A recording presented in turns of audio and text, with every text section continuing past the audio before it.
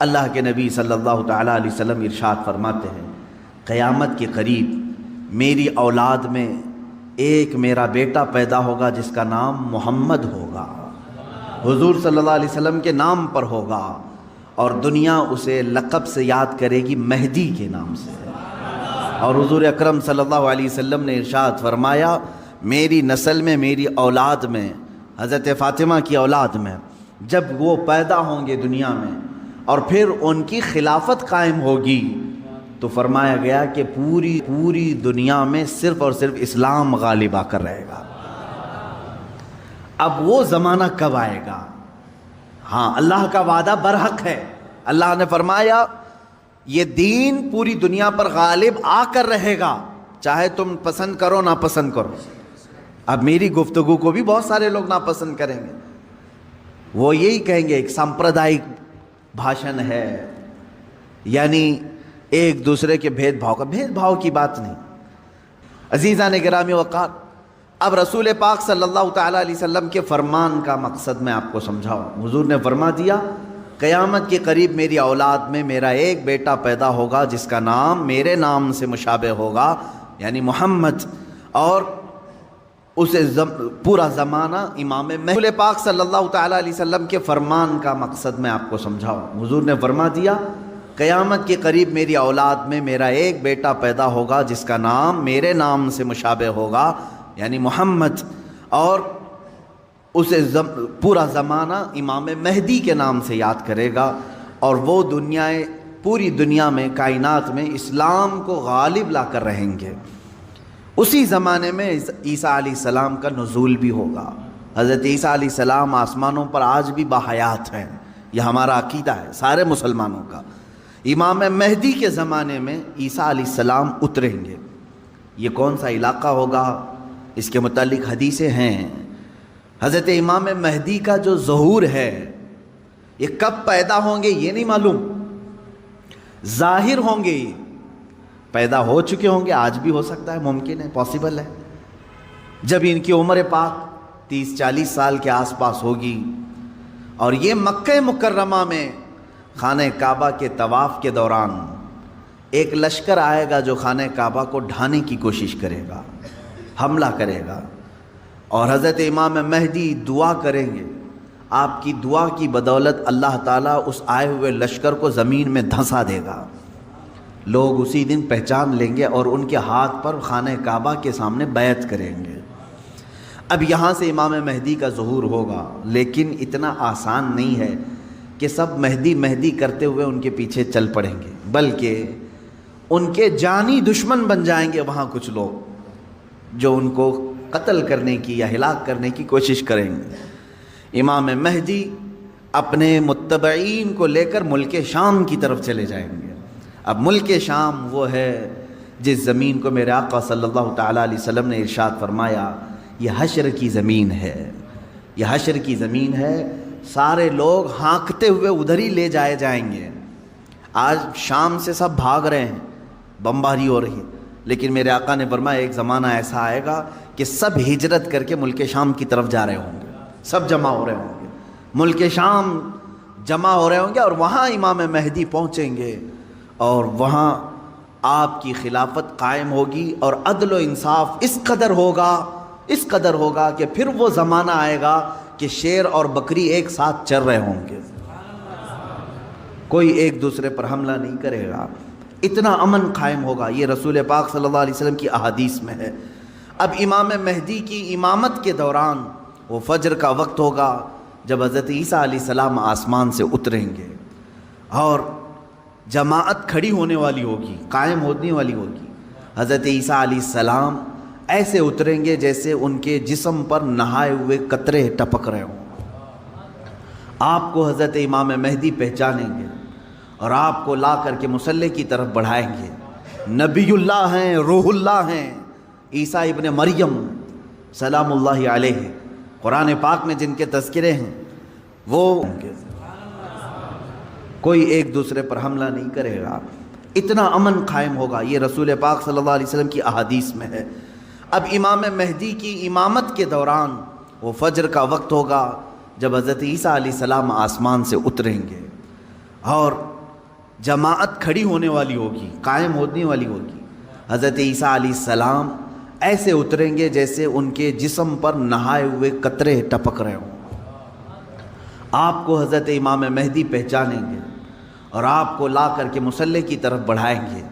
نبی اللہ ہیں، روح اللہ ہیں، عیسیٰ ابن مریم سلام اللہ علیہ، قرآن پاک میں جن کے تذکرے ہیں، وہ اللہ تبارک و تعالیٰ کی نشانیوں میں سے ایک نشانی ہے، وہ عیسیٰ آئیں گے۔ اب وہ نبی جب امام مہدی ان کو آگے بڑھائیں گے، حضرت عیسیٰ علیہ السلام امامت کے لیے آگے نہیں بڑھیں گے، اور کیا فرمائیں گے؟ ارشاد فرمائیں گے کہ یہ مصلی امامت امت محمدیہ کا حق ہے، آپ امت مصطفیٰ ہیں، آپ امامت کریں، ہم مقتدی بنتے ہیں۔ اللہ اکبر، رسول پاک صلی اللہ علیہ وسلم کے مقتدی بنے سارے انبیاء، یہ تو معلوم ہے، لیکن رسول کی ایک امتی کے مقتدی بھی عیسیٰ علیہ السلام بن رہے ہیں۔ میرے عزیزو، یہاں نبوت کا درجہ گھٹانا مقصد نہیں ہے، بلکہ یہاں امت مصطفیٰ کی فضیلت بتانا ہے۔ امام مہدی کی امامت ہوگی، اس کے بعد پھر جو دنیا میں حالات ہوں گے وہ کیا ہوں گے؟ دجال آ چکا ہوگا، اور دجال اپنے فتنے پھیلا رہا ہوگا، اور اب دجال کو کون مارے گا، کون ختم کرے گا؟ سارے لوگ پریشان ہو چکے ہوں گے، قتل عام کر رہا ہوگا لوگوں کو، ایمان والوں کا، جو اسے خدا کہے اسے چھوڑ دے، اور جو اسے خدا نہ مانے اسے دونوں پیر پکڑ کر چیر دے یا گرم کھولتے ہوئے تیل میں ڈال دے، ظلم و ستم کی حد کر دے گا۔ کچھ لوگ ڈر کر کے کفر کر دیں گے، شرک میں مبتلا ہو جائیں گے، اور کچھ ایمان پر قائم رہیں گے، لیکن یہ زمانہ زیادہ دن تک نہیں چلے گا۔ حضرت عیسیٰ علیہ الصلاۃ والتسلیم کے نزول کے بعد عیسیٰ علیہ السلام کی جہاں تک خوشبو جائے گی یا ہوا انہیں مس کر کے نکل رہی ہوگی، تو وہ ہوا دجال کو جیسے لگے گی وہ پگھلتا جائے گا، جیسے موم آگ کی گرمی سے پگھلتا ہے، دجال عیسیٰ علیہ الصلاۃ والتسلیم کی دوری کی ہوا سے ہی پگھل رہا ہوگا۔ یہاں تک کہ مقام لد ایک جگہ ہے، اسرائیل میں ہے وہ آج، اور دنیا کا بڑا ایئرپورٹ انہوں نے وہاں پر بنایا ہے، مقام لد، لد کا ایئرپورٹ بھی بنا ہوا ہے، اور حدیث پاک میں ہے عیسیٰ علیہ السلام مقام لد پہ اس کو اپنے تیر سے نشانہ بنائیں گے اور قتل کر دیں گے، اور امت مصطفیٰ کا یہ آخری فتنہ بھی ختم ہو جائے گا۔ اب اس کے بعد کیا ہوگا؟ وہی آیت جو میں نے تلاوت کیا، اللہ نے فرمایا هو الذی ارسل رسولہ بالہدی ودین الحق لیظہرہ علی الدین کلہ، وہ اللہ ہے جس نے اپنے رسول کو دنیا میں بھیجا ہے ہدایت کے ساتھ اور دین حق کے ساتھ، اس لیے کہ اس رسول کا دین پوری دنیا پر غالب آ کر رہے۔ اب یہ دین غالب آئے گا دجال کے خاتمے کے بعد، امام مہدی کے ہاتھوں سے۔ ہر ملک یا ہر سلطنت جہاں کہیں تخت ہوگا وہاں پرچم صرف اسلام کا لہرا رہا ہوگا۔ وہ زمانہ آئے گا، وہ غالب ہو کر رہے گا دین، اور اللہ رب العزت نے یہ ارشاد فرمایا ہے کہ تم پر کسی اور کو پھر اللہ غلبہ نہیں دے گا۔ یہ زمانہ بھی کافی سال تک چلے گا، لیکن اس غلبہ اسلام سے پہلے کیا کیا ہونا ہے وہ بھی تو ہمیں جاننا ضروری ہے۔ آج کے وہی حالات ہیں جو مجھے اس گفتگو پر آمادہ کر رہے ہیں۔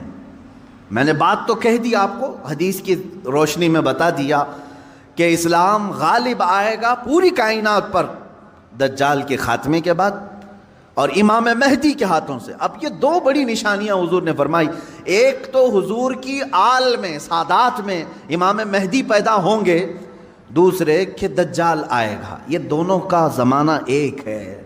یہ کب ہوگا؟ کیا اس سے پہلے کچھ نشانیاں ہیں کہ دجال آنے والا ہے؟ میرے عزیزو، ہم سے زیادہ نشانیاں یہودی پڑھ کر کے انتظار میں ہیں، عیسائی پڑھ رہے ہیں۔ ایک بات یاد رکھیں، دجال کے دشمنوں میں ہم ہیں اور عیسائی ہیں۔ وہ دجال کو اپنا دشمن سمجھتے ہیں عیسائی، وہ اینٹی کرسٹ ہے، عیسائیوں کا بھی وہ دشمن ہے، لیکن یہودی اس کو اپنا مسیحا سمجھتے ہیں۔ وہ کہتے ہیں ہمیں نجات دلانے والا، ہمیں پوری دنیا میں غالب کرنے والا، جیسے آج ہم حدیث پاک پڑھ کر کے کہہ رہے ہیں امام مہدی آئیں گے اور پوری دنیا میں اسلام غالب ہوگا. یہودی یہ کہتے ہیں لوسیفر آئے گا یا دجال آئے گا جس کو وہ مسیحا کہہ رہے ہیں, اور وہ ان کو نجات دلائے گا سارے ظلموں سے اور پوری دنیا میں ان کی حکومت قائم کرنے میں ان کی مدد کرے گا. اور اس لیے دجال کے آنے سے پہلے جو جو نشانیاں ہونی ہیں یہ یہودی خود کر کے دکھا رہے ہیں. کیا ہے؟ بڑی مقدس کتابوں میں یہ باتیں لکھی گئی ہیں. دیکھنا دجال کے آنے سے پہلے دنیا میں ایک بڑی علامت یہ ظاہر ہوگی کہ دنیا حق کو باطل بنا کر پیش کرے گی اور باطل کو حق بنا کر پیش کرے گی. یہ ہے آج سچ کو جھوٹ میں تبدیل کر کے دکھا دیا جائے, شعبدہ بازی, اور اچھے خاصے لوگ بھی, پڑھے لکھے لوگ بھی اس کو جھوٹ سمجھنے لگ جائیں, یعنی سچ کو جھوٹ بنانا اور جھوٹ بات کو سچ سمجھانا. یہ اس کام میں اگر سب سے زیادہ مہارت کسی کو ہے تو یہ دجالی میڈیا کو ہے. میڈیا آج دجال کے آنے کے راستے ہموار کر رہی ہے, اور خود عالمی میڈیا کی بات کر رہا ہوں میں, پوری دنیا کی میڈیا اس میں ملوث ہے. ذہنوں کو ڈائیورٹ کر دینا, اصل مدے سے بھٹکا دینا, یہ کام کون کر رہا ہے آج؟ سب سے زیادہ میڈیا کر رہی ہے. میرے عزیزو, سچ بات کو جھوٹ بنا کر پیش کرنا یہ دجال کے آنے سے پہلے ہوگا, اور کثرت سے ہوگا, کثرت سے ہوگا. یوں سمجھ لیں ایک پرہیزگار متقی شخص کو لا کر کھڑا کر دیا جائے گا اور اسے 100 لوگ بولیں گے یہ چور ہے, چور ہے, چور ہے, اور دنیا سمجھنے لگے گی کہ ہاں شاید چور ہے. دنیا سمجھنے لگ جائے گی. یعنی تقریباً 90% لوگ ان کی باتوں پر یقین کرنے لگ جائیں گے کہ شاید یہ چور ہے, شاید یہ چور ہے. اور اسی طرح کسی ظالم منحوس چور کو لا کر کے وہ کھڑا کریں گے اور کہیں گے یہ پرہیزگار ہے, یہ پرہیزگار ہے, یہ پرہیزگار ہے, اور دنیا اس کو پرہیزگار سمجھنے لگ جائے گی. کیا یہ دونوں چیزیں آج کرنے کے لیے پوری social media, internet, news channel نہیں ملوث ہیں اس میں؟ چوروں کو حکومت پر بٹھا کر کے ان کی فضیلت بیان کرنا ہندوستان سے زیادہ ہمیں کہاں نظر آئے گا؟ سب سے زیادہ ہمیں یہاں نظر آتا ہے. جو پورے کے پورے ملک کو گبن کر کے بیٹھے, اسے مسیحات اور اسے لوگوں کا ایسا بے کسوں کا کس جس کو کہا جائے ایسا بنا کر پیش کرنا, یہ میڈیا کا رول ہے. عزیزان گرامی وقار, پورے ذہنوں کو ڈائیورٹ کیا جائے گا اور تقریباً یہ جادو کی طرح اثر کر جائے گا لوگوں پر. مثال کے طور پر ایک جادوگر کسی محلے میں آتا ہے, شعبدہ بازی دکھاتا ہے. پہلے تو ہوتا تھا سڑکوں پر ہی کھڑے ہو جاتے تھے, سانپ کا کھیل دکھانے والے, یا کسی بچے کو لیٹا کر چادر اوڑھا کر اس کی گردن الگ کر کے دکھانے والے, یہ شعبدہ بازی ہوتی تھی. لیکن ایک بات یاد رکھیں, لوگ گھیرا ڈال کر دیکھتے تو ہیں, اس میں 90% لوگ صحیح سمجھ لیتے تھے, جبکہ وہ آنکھوں کا دھوکہ ہے. بہت ساری چیزیں اتنے شارپ طریقے سے وہ جادوگر کر کے دکھاتا ہے کہ تمہاری آنکھوں کو دھوکہ ہوتا ہے. لیکن میرے عزیزو, اسی مجمع میں 5 یا 10% ایسے لوگ بھی ہوتے ہیں جو اس کے ان کاموں پر یقین نہیں کرتے. ہے ہر زمانے میں جہاں پر بھی جو جادو دکھا رہا ہے اس کے مجمع میں پورے 100% لوگ یقین کرنے والے نہیں ہوتے. چند لوگوں کے دلوں میں شک ہوتا ہے کچھ تو اس نے گڑبڑ کیا ہے. اب یہ وہ لوگ ہوتے ہیں جن کی عقل سلیم ہوتی ہے اور دل پاک ہوتا ہے, ان کے اوپر جلدی جادو اثر نہیں کرتا. اسی طرح میرے عزیزو, آج کے زمانے میں یہ جو دجالی نظام قائم ہے اس کا اثر بھی بھولے بھالے لوگوں میں تقریباً ہو جاتا ہے, لیکن سلیم فطرت والے جو عقل سلیم رکھتے ہیں ان پر ان کا جادو اثر نہیں کرے گا. اب آپ سب کو میں پہلے سے آگاہ کر رہا ہوں, اپنے ذہن کو, اپنے عقل کو سلیم بنا کر کے رکھو. یہ کیسے رہے گا؟ اللہ کی باتوں پر یقین رکھو, اور اس کے علاوہ جو بھی کہے گا, اللہ اس کے رسول کے علاوہ جو بھی کہے گا وہ سچ بھی ہو سکتا ہے, جھوٹ بھی ہو سکتا ہے, مگر میرے مولا کے قول میں جھوٹ کی طرف شائبہ بھی نہیں, سچ ہی ہوگا. جب تمہارے ذہنوں میں یہ بات آئے گی تو پھر تم دنیا کو 100% ایمان لانے والے، یقین کرنے والے نہیں رہیں گے۔ آج دیکھ رہے ہیں آپ، میں مسلسل پچھلے ایک ہفتے سے دیکھ رہا ہوں، فرانس میں جو گستاخی ہوئی اور اس کے پاداش میں جو کچھ بھی حالات ہوئے سب کو معلوم ہے۔ فرانس میں جو کچھ ہوا اس پر ڈیبیٹ انڈیا میں بھی چل رہا ہے۔ ہندوستان کے ہر نیوز اینکر اس کو لے کر کے گرما گرم بحث کر رہے ہیں، اور کچھ ایسے لوگوں کو لا کر بٹھایا جاتا ہے، مجھے ان کے بارے میں معلوم نہیں، وہ پیڈ ہوتے ہیں یا بکے ہوئے ہوتے ہیں یا ان کو اسکرپٹ یعنی سکھائی جاتی ہیں، لکھ کر کے دیے جاتے، پتہ نہیں کون لوگ بیٹھتے ہیں۔ آپ کو عام لوگ ہیں آپ، مجھے معلوم ہے، لیکن میں آپ کے سامنے گفتگو کر رہا ہوں، سنیے۔ ایک اسکول کا ٹیچر بلیک بورڈ پر کارٹون بناتا ہے رسول پاک صلی اللہ علیہ وسلم کا، اس کی شکایت بھی ہوتی رہی لیکن وہ باز نہیں آیا، اور اسی علاقے کا کوئی ایک نوجوان اس سے برداشت نہیں ہوا، اس نے جا کر کے اس کا سر قلم کر دیا۔ یہ ہے، معلوم ہے آپ کو، یہ رپورٹ ہے، آپ کو معلوم ہے۔ اس نے سر قلم کر دیا، وہ اس کا اپنا پرسنلی معاملہ تھا، عبداللہ شیشانی جو بھی ہے۔ اب اس کو کیا چھوڑ دیا، لوگوں نے چھوڑ دیا عبداللہ کو، بلکہ اسی وقت گولیوں سے بھون دیا فرانس کی پولیس نے، ختم کر دیا۔ دونوں ختم ہو گئے، جن کے دونوں کے معاملات تھے وہ چلے گئے۔ اب میں ایک جملہ کہتا ہوں، تمہارے نزدیک عبداللہ شیشانی ٹیررسٹ ہے، یعنی اس نے سر قلم کیا اس لیے یہ ٹیررسٹ ہے۔ ہمارے نزدیک رسول کا خاکہ بنانے والا سب سے بڑا ٹیررسٹ، ظاہر سی بات ہے۔ اب فیصلہ یہی ہوگا، تمہارے نظر میں جو ٹیررسٹ تھا اس نے اس کو قتل کیا جو ہمارے نظر میں ٹیررسٹ تھا۔ بہرحال یہ معاملہ ہو گیا یا ختم ہو گئی بات۔ لیکن میرے عزیزو، اس واقعے کے بعد فرانس کی حکومت کو کسی ایک کی طرفداری کر کے گورنمنٹ بلڈنگوں پر حضور پاک صلی اللہ علیہ وسلم کے خاکے لگانے کا کیا مقصد تھا؟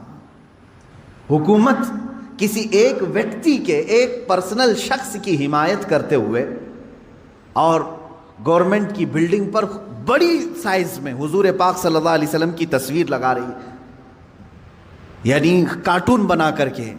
کارٹون در حقیقت یہ گالی کی صورت ہے، آدمی صاف گالی نہیں دے سکتا تو اس کی صورت بگاڑ کر کے کہیں لکھ دے، حضور پاک صلی اللہ علیہ وسلم کو انہوں نے کیا۔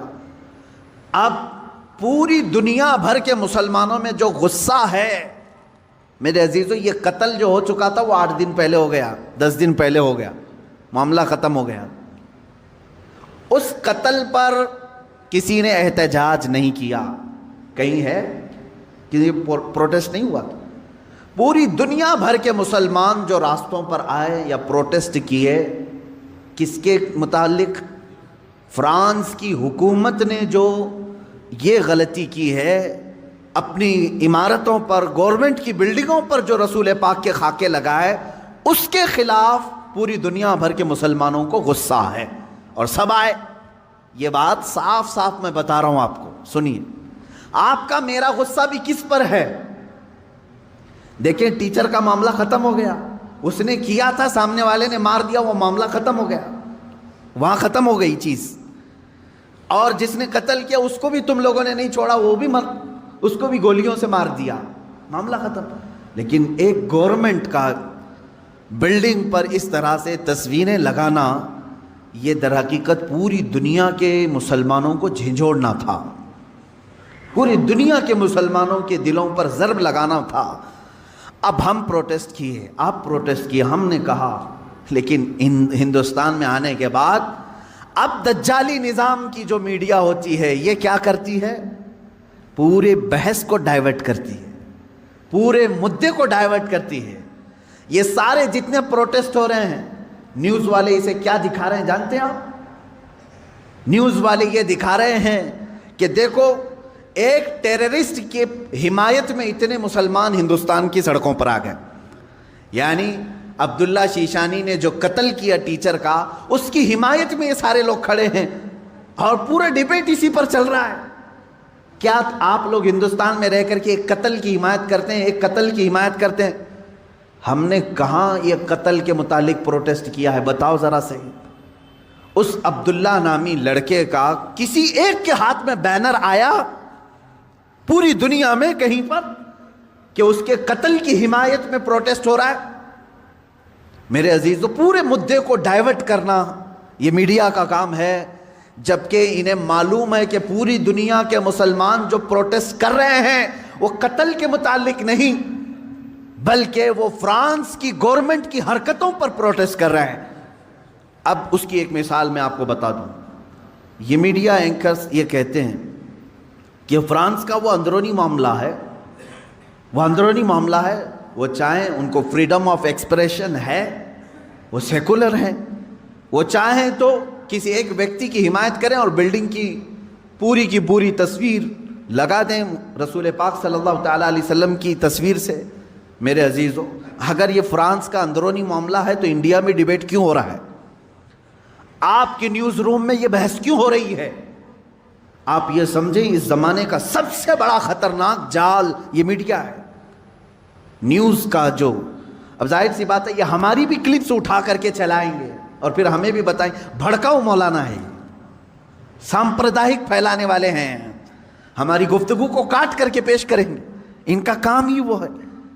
لیکن میں آپ کو بتاؤں کہ پورے ہندوستانی مسلمانوں کے دماغ کو ڈائیورٹ کر رہے ہیں کہ تم لوگ جو پروٹیسٹ کر رہے ہو ایک قتل کی حمایت میں کیسے پروٹیسٹ کر رہے ہو. ان سے کوئی بھی ڈیبیٹ میں بیٹھنے والا یہ نہیں کہہ رہا ہے، بلکہ وہاں ثابت کرنے کی کوشش کر رہے ہیں قتل ایسا ہو سکتا ہے، ویسا ہو سکتا ہے. میرے عزیز، یہاں کہنا تو یہ چاہیے تھا قتل ہوا اور اس کے مقابل میں جس نے قتل کیا اس کا بھی قتل ہو گیا. ہم اس مدے پر بات نہیں کر رہے ہیں، ہم تو گورنمنٹ کے خلاف بات کر رہے ہیں جو فرانس کی حکومت نے اپنی عمارتوں پر میرے آقا کی تصویر کشی کی ہے، ہم اس کے خلاف کھڑے ہیں. اب مجھے ایک بات بتائیں، کیا کسی ایک شخص کے کچھ ایسا قتل کرنے کی بنیاد پر پوری دنیا بھر کے 180 کروڑ مسلمانوں کے نبی کی توہین کرنا جائز ہو سکتا ہے؟ جائز ہو سکتا ہے؟